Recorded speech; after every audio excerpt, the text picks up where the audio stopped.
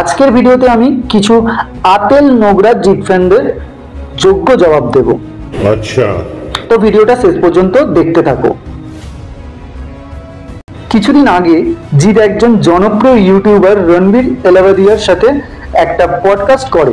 রণবীর এলাহাবাদিয়া জনপ্রিয় মানুষদের সাথে পডকাস্ট করেন।